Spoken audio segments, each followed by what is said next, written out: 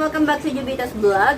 Ayan, meron po tayo ditong bagong electric fan. Yes, sobrang init po ng panahon ngayon and kailangan po natin ng bagay na magpapaku sa ating nagiinit na ulo. So, yun, bumili tayo ng bagong electric fan nga kasi sobrang init dito sa lugar namin. Ayan, so ang binili ko po is itong Union Electric Fan. Ayan, bubuksan na po natin. Huwag na natin patagalin.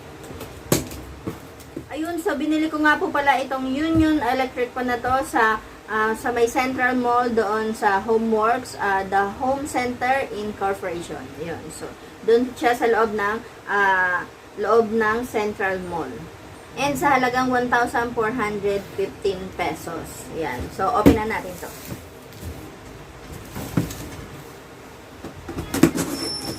Siya nga pala yung binili kong electric fan na to is may 2 years warranty and 7 days replacement, tapos 1 year motor repair. Yan, ganyan.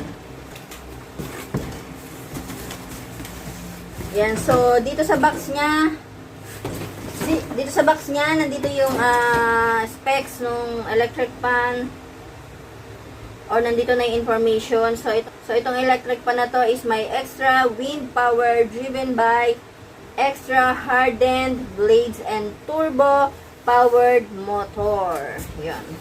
So ito daw ay strong, reliable base and may 3-speed control. So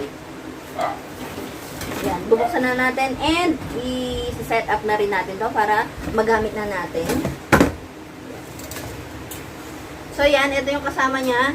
Dalawang, hindi ko alam tawag dito, pero yung cover niya, dalawa siya and malaki siya. Ito ay floor fan. Kaya ito yung paa niya. Tapos ito na yung LEC niya.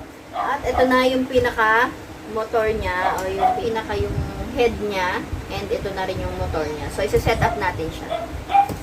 Sabi nila kapag nagkaroon ng defecto, in 7 days kailangan ibalik para ma-replace nila. Tapos, pag ibabalik yun, kailangan kasama pa rin yung box.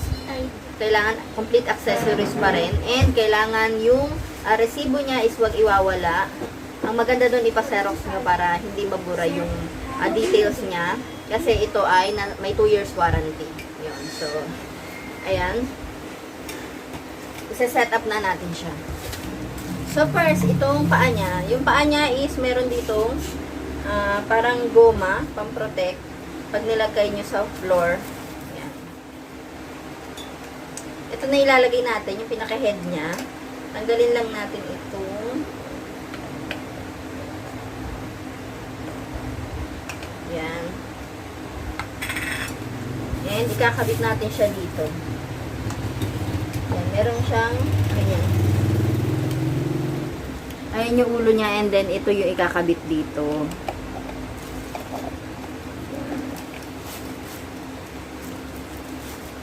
So, kailangan higpitan.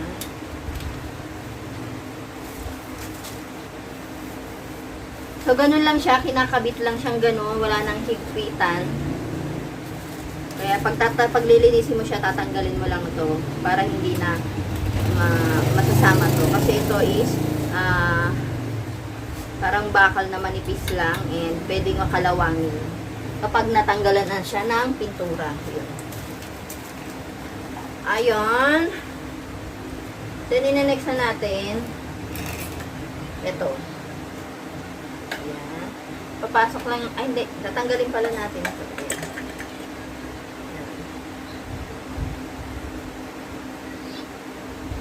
So, ito ang next. Kakabit lang natin dito.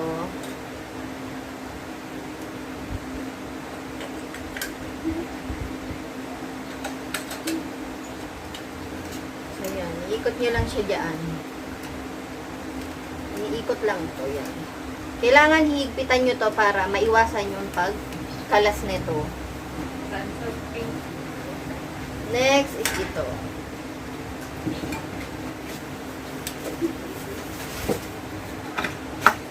Yan. Tapos next is ito, yung cup niya. So, may indication naman dito kung loosen or tighten. Ayan. Then next, ito na yung last. Gold ang haba. Gold. Ayan na, tapos na siya. So, ayan, tapos ko na siya i-set up and ngayon papaanda rin naman natin siya. Isasaksak. So, meron siya dito ng 1, 2, 3 na speed. Ayan yung 1 niya. And, ayan. Wow, ang lakas niya. 1 lang yan. Ang lakas niya, guys. 1 lang yan.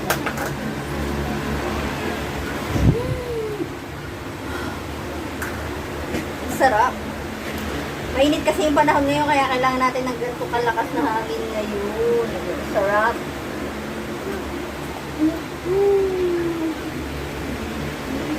Sarap bata. So guys, ito na yung binili nating electric fan na Union ang tatak.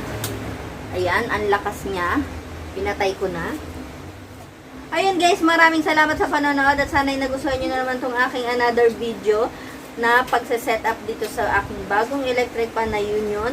And sana'y kahit papaano nakapagbigay ako sa inyo ng kaalaman kung paano mag-set up ng electric fan. So yun nga, kung bago ka lang sa aking channel, please like and subscribe po sa aking YouTube channel at pakiclick na rin po yung maliit na notification bell dyan sa baba para lagi ka pong updated sa aking mga upcoming upload videos. Maraming salamat po. Bye-bye!